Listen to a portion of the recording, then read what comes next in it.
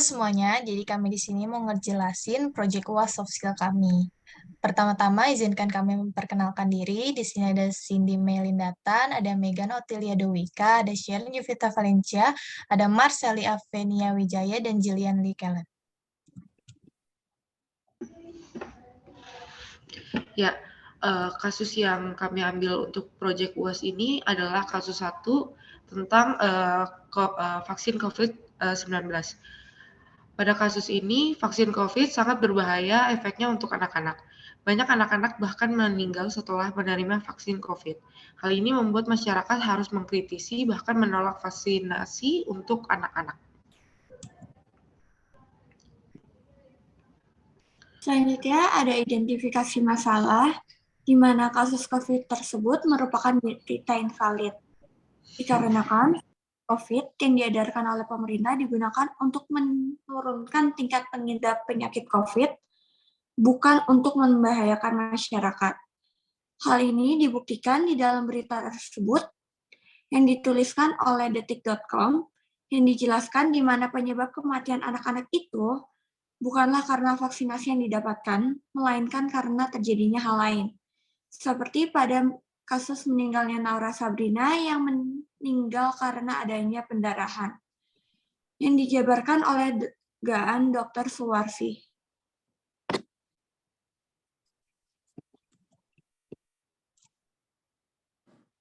Ya, pada kasus identifikasi tersebut dapat disimpulkan bahwa kasus itu tidaklah benar. Lalu selanjutnya pada bagian analisis, peristiwa dalam kasus tersebut tidak memenuhi aspek bernalar logis, karena anak-anak tersebut hanya secara kebetulan saja melakukan vaksinasi sebelum meninggal.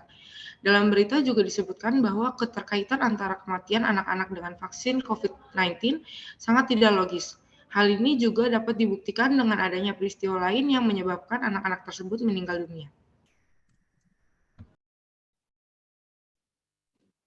Jadi dari hasil analisis sebelumnya, kita bisa mendapatkan evaluasi bahwa dalam kasus ini didapatkan bahwa tema yang dituliskan hanya untuk memperhebohkan masyarakat supaya masyarakat tertarik untuk membacanya. Namun isi dari berita tersebut bertolak belakang dengan topik yang dibahas.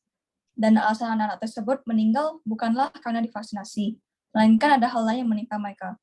Jadi kita dapat menyimpulkan bahwa tema dalam kasus ini adalah invalid, tidak logis, dan tidak dapat dipercaya. Selanjutnya, kategorisasi klaim. Klaim yang ada yang pertama, 3 pelajar sekolah dasar SD di Jawa Timur meninggal usai mendapat vaksin COVID-19 dosis pertama. Kemudian Naura meninggal karena mengalami pendarahan pada saluran pencernaan. Itu merupakan pernyataan.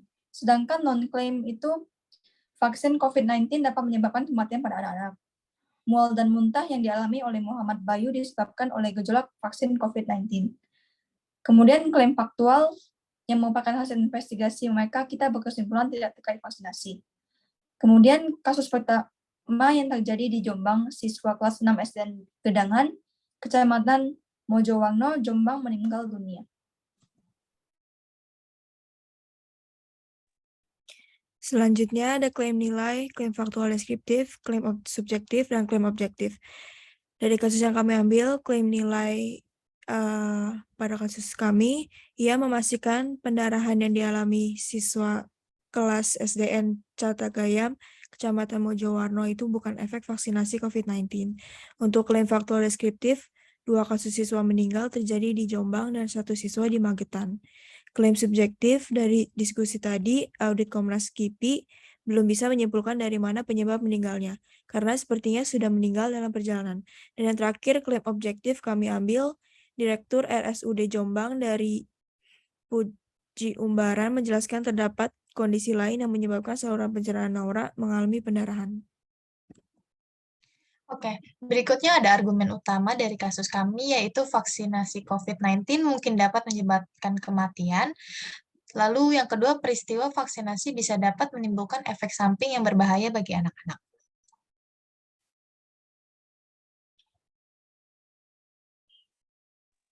Selanjutnya ada modus ponens, di mana kami menjabarkan bahwa pelajar SD bernama Naura Sabrina disuntik vaksin Sinovac dosis pertama. Naura mengalami muntah dan berak darah, kemudian meninggal. Naura meninggal karena mengalami pendarahan. Lalu selanjutnya ada modul Tollens, di mana jika Naura mengalami pendarahan hebat, maka Naura dapat meninggal. Naura meninggal. Maka Naura meninggal karena mengalami pendarahan. Untuk pola silogisme hipotesis, menggunakan jika P maka Q, jika Q maka R, jadi jika P maka R. Untuk contohnya, jika siswa mendapat vaksinasi dosis pertama jenis Pfizer, maka siswa demam dan muntah. Jika siswa demam dan muntah, maka siswa tidak akan meninggal. Jadi, jika siswa mendapat vaksinasi dosis pertama jenis Pfizer, maka siswa akan meninggal. Untuk silogisme disjungtif, entah siswa itu meninggal karena vaksin atau penyakit, siswa itu tidak meninggal karena penyakit, siswa itu meninggal karena vaksin. Dan yang terakhir ada dilema untuk polanya, P atau Q, jika P maka R, jika Q maka S. Jadi R atau S. Contohnya, penyebab Naura masuk RSUD antara divaksinasi atau pendarahan pada saluran pencernaan. Jika Naura masuk RSUD karena vaksinasi, maka Naura terkena COVID-19 dan meninggal. Jika Naura masuk RSUD karena pendarahan pada saluran pencernaan, maka Naura mengalami pendarahan hebat pada tukak lambung sehingga ia meninggal. Jadi entah Naura terkena COVID-19 dan meninggal, atau Naura mengalami pendarahan hebat pada tukak lambung sehingga ia meninggal. Lalu ini ada kesesatan informal, ada 8 jenis kesesatan relevansi dan 3 jenis kesesatan presumi. Yang kita ambil adalah Ya, pada kasus ini yang kita ambil adalah argumentum ad verecundiam, yaitu saat jatuh tiba-tiba ketika bermain game di ponsel, kata Ramdan yang tidak sadarkan diri sempat dikira sedang berpura-pura oleh temannya. Saat selasa main game di ponsel sama temannya, terus jatuh. Tidak sadarkan diri, tapi temannya tidak curiga dan mengira ngeprank. Karena dia sering gitu, jelas Rahmat. Lalu selanjutnya ada lereng licin, yaitu jika siswa divaksin, maka ada efek yang muncul di dalam tubuh. Jika terjadi efek samping di dalam tubuh, maka terjadi dampak negatif dari vaksin. Jika dampak negatif itu muncul, maka siswa akan meninggal. Lalu ada counter argumen. Counter argumen ini untuk membahas apa yang argumen utama berikan. Jadi kejadian kematian anak sesudah mendapatkan vaksin COVID ini bukan salah dari kandungan vaksinnya, tetapi bisa saja keadaan sang anak yang tidak dalam kondisi baik saat menerima vaksin tersebut. Lalu di sini ada referensi yang kami berikan. Lalu sekian presentasi dari kelompok kami. Maaf jika ada salah kata atau apapun. Terima kasih.